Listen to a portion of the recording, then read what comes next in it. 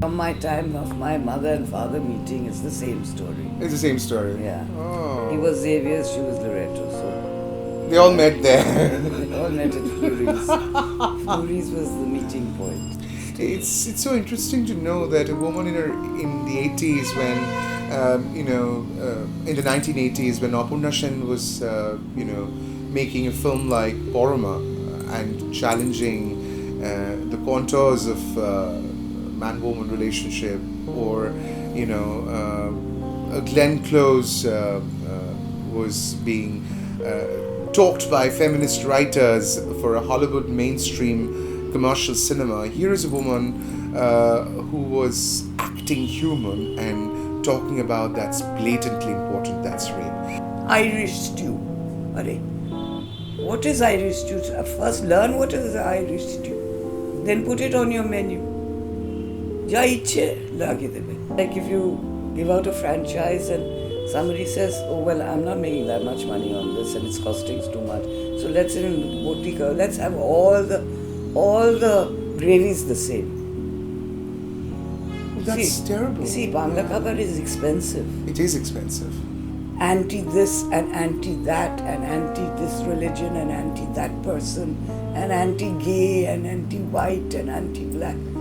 It's terrible. This world is exploded into hate. Do you think the power that you exude as a woman has also upset your partners or your boyfriends sometimes? But it has to taste good, man. Period. It has to taste good, man. Yes. Come on, give me a break.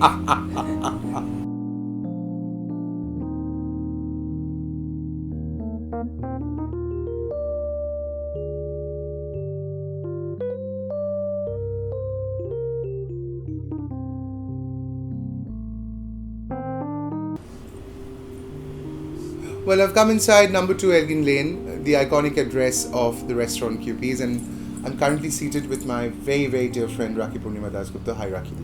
Welcome to the show.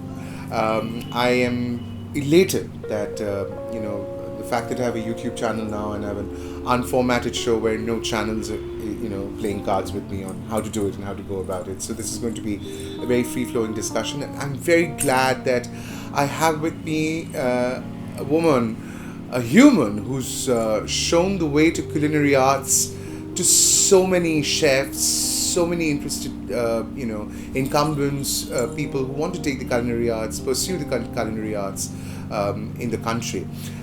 What has brought me to this house many times is for private parties. I in fact you helped me to host my 30th birthday here when Ma was alive.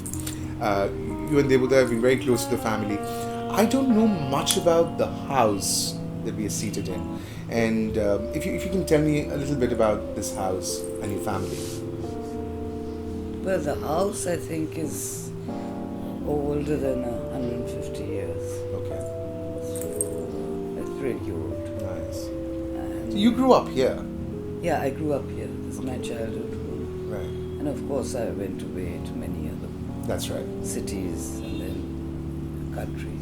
The South Calcutta Heritage Houses are very different from the North Calcutta, essentially in terms of architecture also. So, when I always climb up the stairs in this house, I'm still very fascinated with the lal meche and, the stairs. The red symbolizes heritage for me here more than emancipation. But you grew up in a very emancipated household. Your parents were very different from the rest of the Bengalis in Calcutta. You were a Loreto girl, right? You went to That's Loreto. right. And in spite of being in a very convent, educated in a convent, which of course inculcates the best values that you have grown up with, how was it with your parents? Were you a rebel or were you a quiet very girl? much. A rebel? Very much. Very much? Tell us about it. What is there to tell? What all did you do to, get into their good and bad books? Almost anything you can think of. You had a lot of boyfriends? Lot of them. Lot of boyfriends. Wasn't it difficult to have boyfriends in Loreto? Or they were all waiting in front of Flurries. Something like that. Something like that. All Yeah, right. all the So you Xavier's- found your men on the way. All the Xavier's boys would hang out. Oh, the Xavier's boys would hang out there. Yeah. Okay, The nice. Loretta girls would go and meet. So, And that's time. From my time of my mother and father meeting, it's the same story. it's the same story. Yeah. Oh. He was Xavier's, she was Loretto. So They all met there. they all met at Flurries. Flurries was the meeting point. Let's come back to your journey with Kewpies. Kewpies was the name of your mum. She was Right. fondly called Kewpies. I know a lot of your girlfriends who would call Kewpie Mashi. When I go to Calcutta Club and I meet some of these women. Tell us about her. Was her journey as a cookbook writer or as an independent chef as difficult as yours? Was your father supportive? Well, she was brilliant, so. And he had all these huge parties all the time. At this house? Yeah. Okay. And wherever we were You've travelled? hosted. Yeah. Okay. So, I mean, she was just a maverick, you know. But she learned from her mother, and her mother learned from her mother. And you see, it's a God-given talent. I really believe that it's not something you can learn. I mean, you can go to school and learn the basics, but it's the fingers that do it. And either you have it, even after 4 years of training, you may not get it. This is interesting. What is? Why don't you sip your coffee as we talk? You can get it up and let's show the. This is a collection of the house. These cups. We don't get to see them very often. Very these days. British. Very British. Yes, of course. Rakhi, what excites me is the fact that Bengali food has actually garnered a lot of appreciation globally. What is interesting also is when I went to London this time, I remember that a few friends of mine were very willing to take me to eat at the Chatterjee, which is opened by Anjan Chatterjee. I'm so fascinated by Kewpies. I actually told them something which might annoy Anjanda on the show, but I would say this because a restaurant has never interested me when it comes to Bengali food because my mum was a fabulous cook. You know that. All our mothers are great cooks. They never cooked. But I think, one thing, that boys always feel their mothers are the greatest cooks, I'm afraid. This is one thing about all boys. Yeah, My mom cooks the best. No, And it's my maternal grandfather was a fabulous cook. I mean, in our North Calcutta maternal home, I've tried to curate a few of the recipes. I don't cook myself, but Reena, my house staff, knows a few recipes of my grandfather where the chicken cutlet or the fish chop or the fish fry is absolutely different from what you get to eat at the Mocambo or a Bengal club or the Tollygunge club.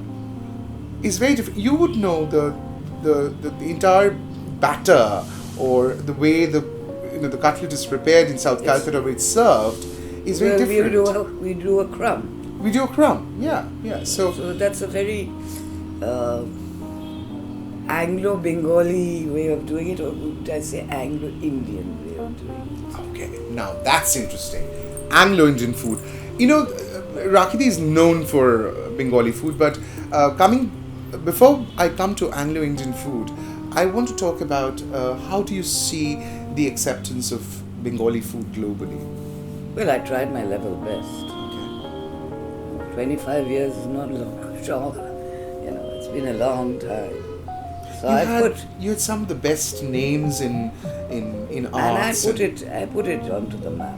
I mean, Yes, you please do. put it on Bengali food onto the global map because I had so many of these fabulous television chefs who I cooked with all over the globe. So that's how it was, Was it fun? Yeah, it was fun. Do you still have fun at work? See, I stopped cooking, so the fun has dissipated a bit, but it is still fun. It is something in my blood. I do every day. You know, I get up in the morning and I have a menu that I've done last night and make sure that it goes through. But in terms of cooking, come see. So, when it comes to Anglo-Indian food, very few people know that you're one of the best in the city. Not really. You are one of the best. Yeah, that's what I said. You're not the best, but you're one of the best, because I know I've eaten Anglo-Indian food, and the right kind of Anglo-Indian food. Can you tell us a little about, some of these lost, or some of the recipes that you've kind of got through and you've cooked, and a little history, whether there's a story that you want to share with us, with your Anglo-Indian friends? Well, quite a few of them I've actually learned from Anglo-Indian friends of the family and stuff like that. Mm-hmm. And of course through reading. But, what would I say? They are basically the kind of food which you would eat day to day. Mm-hmm. Like I love there's a salad that they make with tomato. It's like a cucumber salad, but the tomato is boiled, and then chopped with onion and green chili and stuff like that. It's quite delicious. And the devil's chutney I love. The devil's chutney? What is that? That is chili, garlic, and raisins. Okay, I might just run out of the room because I'm very scared of spicy food. Is it very spicy? No, actually it's not. It's not? It looks red and deadly, but that's sweet and sour. Thank God. And a little spice. A little spice. Yeah. I have one book, which is very old. Okay. I think it was 1 rupee 25 paisa. 1 rupee 25 paisa. Now that's quite a thing. And it's one of the oldest Anglo-Indian cookbooks available in Calcutta. Really? I mean, it's not available anymore. It's not available anymore? No. But I mean, it was when it was. All right. Do you still have a copy of that? Yeah, I do. You do? Right. But tell me something, this 1 rupee 25 paisa book on Anglo-Indian food, was it well accepted among the readers? Yeah, it was the Bible. The Bible? Bible of all the Anglo-Indian. Act chatter this and that, one chatter that. Okay. So you'll have to, when I look at the recipes, I have to rework it in my head as to what they mean. You have two children in your family, like your sons. Do they have the same passion for food and restaurants? One does. You mean Deep or Azan? Deep. Deep has. Okay. Deep has a very discerning tongue. Very discerning tongue. And he loves to tease me. He loves to tease you. What does he tease you on with? If I cook something, then I wait for the appreciation, because I'm still like that. I'm still a child when I cook. I expect pieces. So I was talking about this that drives you every morning. I think that appreciation. And both Debu, which is my husband, Yes. and Deep, Yeah. not Azan. Azan is a sweetheart. Yeah. They pretend that, oh, do you think there's too much so? Yeah. So this whole idea of ceremonizing Bengali culture, Noboborsho, Jamai Shushti. Jamai Shushti is a bit patriarchal though, but it's okay. It's still a huge celebration. Kewpie plays a very important role in that. Could you talk about that? Yes, because we were the first to start this. A venue where you could celebrate with your family. So you were the first to do that. We saw that what was happening is the whole family unit was breaking up. Before Mother Mashi, Pishi, all of us would get together. You would cut the vegetables, we would cook together, and then it was a family unit. Then slowly we're breaking up. So there was nowhere. A lot of the young people didn't even know how to make kata mocha. I know. And still don't. Know. You know what I'm talking about. So generally, whole thing about The paraphernalia Yeah. of So we gave them a venue where you could bring your whole family, have a splendid meal without the hassle of cooking it at home. right, Right. of course. And celebrate Noboborsho Yeah. or Jamai Shoshti, Aiburo Bhats and all that. So it all started from there. Now you've kind of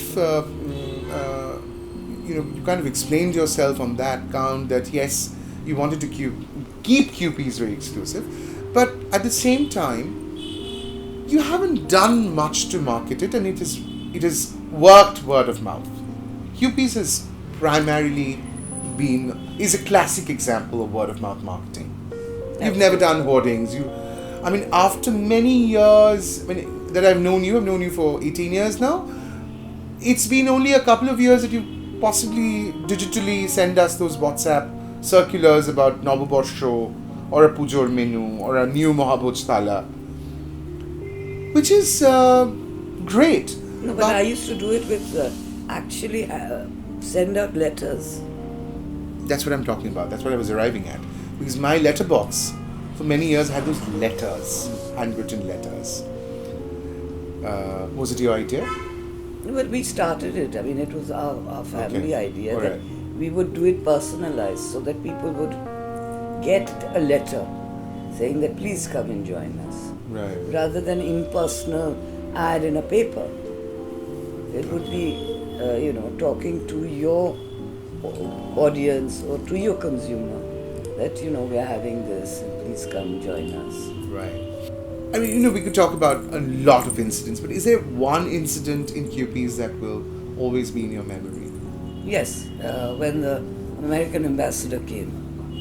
Okay. And that was frightening because they had these gun-trotting guys on the roof. And they came up with all these sniffer dogs Okay. all through the house. And there was these Marines standing with guns. So eventually I said, how will these people eat? If you're going to have two guys with guns standing where you're going to eat, I said, it's not conducive. So then they moved away. And, my father was still alive then. Okay. But it was and we had police everywhere. Everywhere. It was quite a scene. Do you remember any film crew in particular who would come to dine at QPs? Mrs. Bachchan came. There were many people. Okay. A few of them I remember. Of course. Dimple Kapadia came. Then recently, It's okay. Love that about her.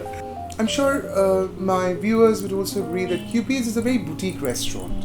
It's not what the others are. Of course, it's not. Did you want to keep it that way, or did you see that there was lack of investors to expand it globally?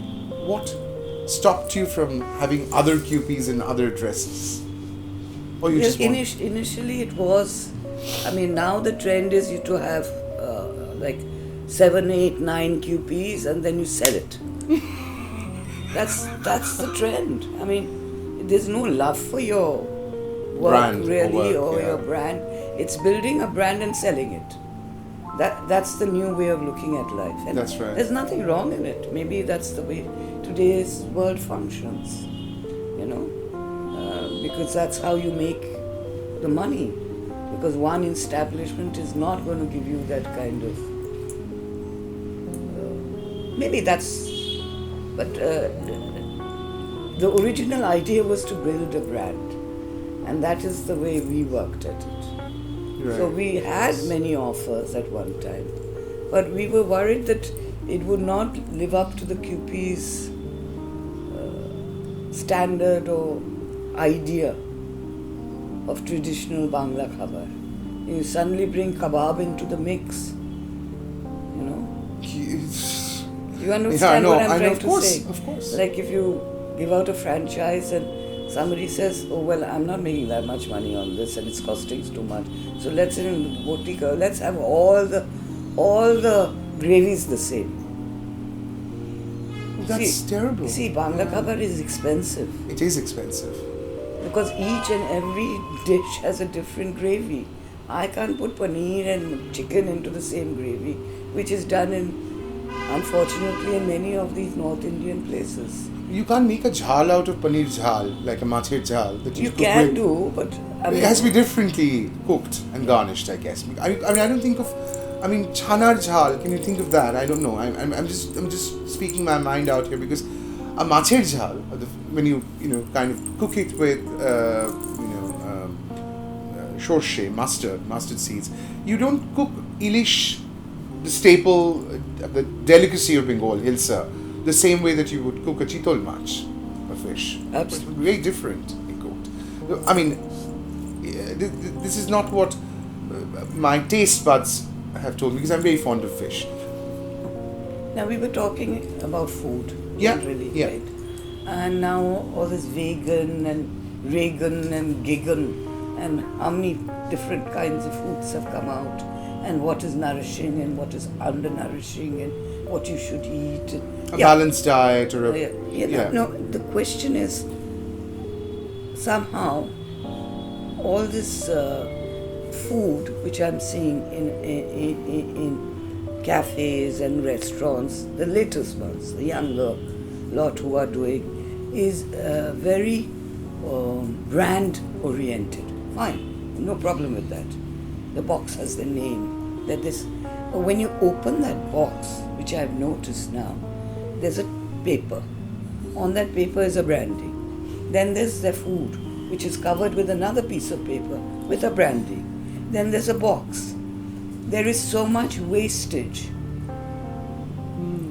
So today, food is looked at not for the food, but for the presentation. So you're saying that packaging is creating a lot of wastage and in terms of the And environment. eventually the food is being diluted. Okay. The actual food is being diluted. And what I'm finding is there's so much stuff on internet, right? People are trying out different things, which is wonderful. Fusion this and fusion that and mix of this and mix of that. Great.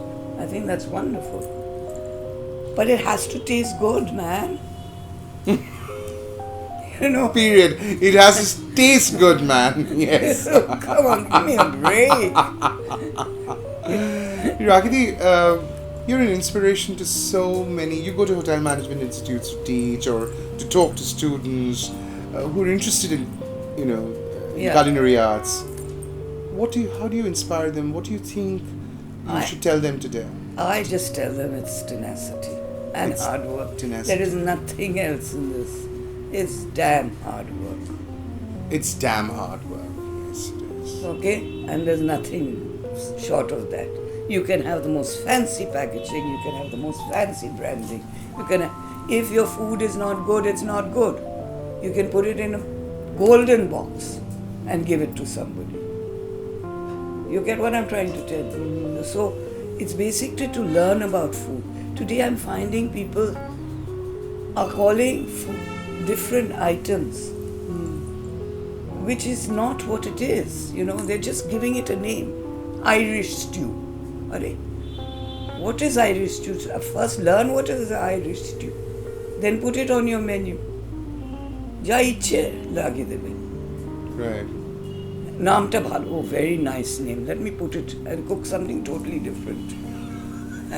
So your expectation is this and you get that. So I'm finding it all over the place because I know, it happens. I keep telling Debu amake ekটু খাবার এনে দাও. Okay, Because bring me some food, yeah.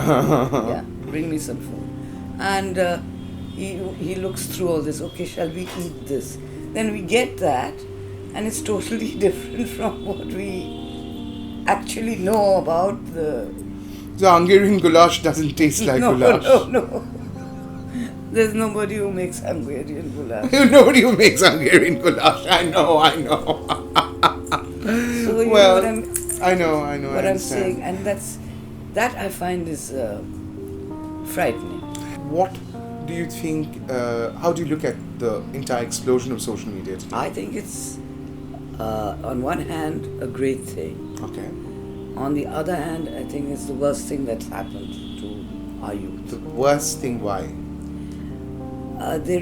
You see, once, what we learned was to be polite to each other, to be kind to each other, Okay, all right. to be nice to each other. All right. I may now, when you leave this room, and I'm to myself, or maybe to the other, oh God, I can't stand it. That 1 second. I can say that within my four walls. But here, I'm ranting, I'm being nasty, I'm being just out because I can. And that's the worst of social media. The hatred, the nastiness because of one's own frustration. Because I can say these things, I'm doing it. Social media has implanted nastiness in us to a large extent. Yes, and such nastiness, so there's no reason. There's no stopping it. There's nobody to say, listen, don't talk like that. That's bad. Not only for the person you're doing it, but for yourself. Because if you were on the other end of it, like just recently in the newspaper I read that this Israeli, since we're talking about art and all that, filmmaker who talked about this Kashmir files and the Yeah, I know what you're talking about. and to say that Hitler did a damn good thing. Well, listen, man, you go live under Hitler, and we would have seen how many days you could survive. Anti this and anti that, and anti this religion and anti that person, and anti gay and anti white and anti black. It's terrible. This world is exploded into hate. The first film was on rape. It was called Silent Scream. And was it a documentary? Yeah, Okay. it was a docudrama. Oh, I got so much flack for it. You did? Tell us about it. Basically, they didn't believe it. I mean, even my tutors were angry with me. One of them called me names. YouTube, you can't say these words, but they called me. Whatever, yeah. Yeah. All right. Just because you did a film on rape, Yeah. but that's the reality that, that is... Today it's become a reality. In the 80s, they didn't believe. They didn't believe the girls and even in England. So this movie went, in fact, to all the councils. It was a movie that the councils used as a mode of teaching that it's not about a physical thing, it's about power. That rape is not only sexual, it's about power for one person over another person. I go to Doordarshan with my film, and they said, Pagol, it is Bhaskar, that was now the chief then. Bhaskar Ghosh. Bhaskar Ghosh. Yeah. He says, Rakhi, are you crazy? India Doordarshan is going to show you a film on rape. Where did you come from? Oh, that was a very scathing remark. I mean, it's such a big reality. I mean, Yeah, how but could in one the say that? 80s, they didn't believe that there was rape, no? Yeah. Now they don't believe also. They let that guy go who raped that Muslim woman. Yes. Okay? Yeah, of course. So Mr. Modi doesn't believe that anything happens to women. No, he doesn't think that that form is not real. Oh, yeah. There's Sure. nothing, anything For with sure. tits and anything is not a reality. Thank you for saying that. Yeah. How do you feel about the political landscape of the country? And Rakhi, I want you to talk about the disaster that you face with Azan's passport. Azan is Rakhi's son. Rakhi, son from her first marriage, and we'll talk about the incident straight away. Please tell us. So my first husband was a Muslim. So Okay. my eldest son is Azan Khan, and so he was getting his passport renewed. Right. So he called me, Mom. They'll call you, and they'll ask you, that I'm your son and that I live here, etc., etc. It's just a formality which is done. Normally they used to come. If you remember. Yeah, they used to come home and check do it their out and verifications. check, I've also had the police coming in and talking to us. Yeah. Yeah. So this guy calls me and says, do you have a son named Azan Khan? So I said, yes, I have a son named Azan Khan. And he says, is he adopted? I said, I beg your pardon? What do you mean, is he adopted? He's my son. He's my birth child. So then he says, Acha, he asked me a few other. He says, you made a mistake now marrying Muslim. I hope, you all... I said, I beg your pardon, what are you saying to me? He said, do you have his birth certificate?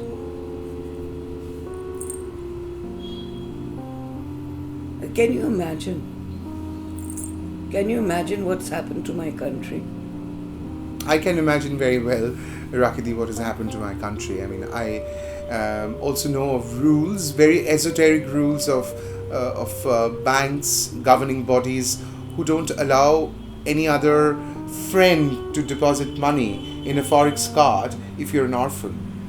I've lost both my parents. I don't have relatives. When I travel abroad, if I can't do a bank transfer into my forex card, I can't ask my brother who's not, I don't have a certificate to show that he shares the same DNA as I do. He can't deposit money into my account. So if my bank transfer is not working, I might starve. This is where we This is where we live, unfortunately. Thank you for bringing that element of ill saffronization that has happened to our country. Let's go into something very interesting, which is you wear a lot of hats, being the pioneer of so many things in Kolkata, and I'm sure a lot of people would love to know that. You started the first gourmet club. Yeah, but that was in Delhi. In Delhi, yeah. What did you do? So, Devu and I had come back from England. We were totally broke. Okay. All right. And we weren't getting too many films or anything. So I said, let me do something. And Thai food hadn't come into India at that time. Really? Okay. So, it was just very little food. So we started this. I started this gourmet club from our residence. We had this huge bungalow. I want to ask you this. A lot of your friends and a lot of us, like me, have found you intimidating at times. I like that when I say this, and I'm appreciating you. Do you think the power that you exude as a woman has also upset your partners or your boyfriends sometimes? Because I find you fiercely feisty and independent and very powerful in so many different ways. I suppose they have. They have? Yeah. Okay. What about your father, about your uncles in the family? Have you faced that with them? Because you're a straight talker and... Yeah, of course I have. You have? Yeah, it's a question of it's the patriarchal society against somebody who tell them off.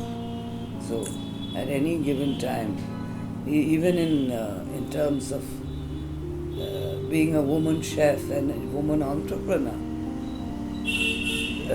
I've seen people will look at even my son or my husband rather than me, because that's the man in the room. Rakhi, very quickly, how do you look at this entire, I would say a deluge of cafes and confectioneries in the city which serves coffee, and there's a cafe on every lane of that avenue that I live now, on Southern Avenue, or in other places. You really don't go to the downtown of Kolkata Park Street anymore to eat. You possibly go to see the Christmas lights, but a lot of people who go to eat on Park Street are from the hinterland, which is great. People need to eat all kinds of food. But how do you look at this entire, bubble of cafes around? Well, I look at it this way, is that... because you had only flurries to date. Well, I look at it this way. You go for a course, you come back. not naming anybody. Yeah. You do a cordon bleu. Cordon bleu. For 3 months, and then you become a baker, and you open a little bakery. Okay. And you give it one fancy name, Yeah. and you produce the worst kind of confectionery possible. And that's it. Some of them do good. Some of them are very good, and some of them are terrible. Now, cafe culture is all over the world. Yeah. Hi, Pat. But here it's, it happens. It's like everything will die down. Only the few that will stay. Right. And that is the life of a restaurant. Don't do. It's okay. It's okay. He's part of our show, Rakhi. It's fine. Yeah. So you were saying that some of them would kind of stick around. It's like any business. Yeah. Some will stay and some will go. So Right. this is hype.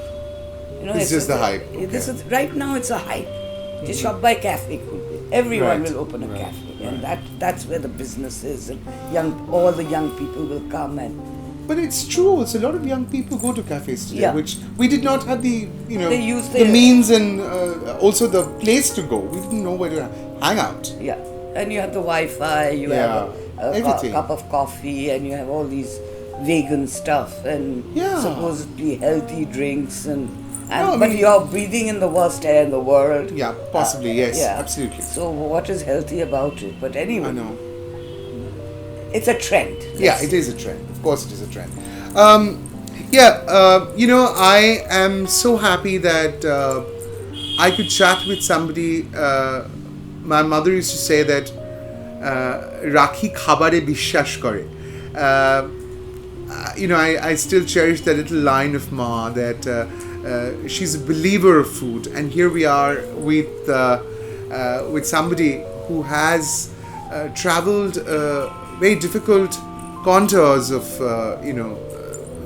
culinary arts in the country, and yes, she's still trying to keep that exclusivity of Bengali food in our city, which is the traditional Bengali food of our city. And I'm very, very happy that I could interview her, absolutely unformatted, uninhibited, not dictated by television or web formats.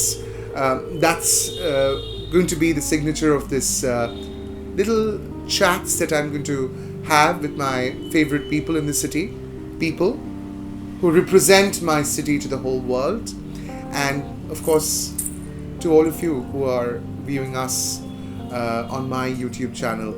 Do send us a lot of good vibes and keep loving us. Thank you.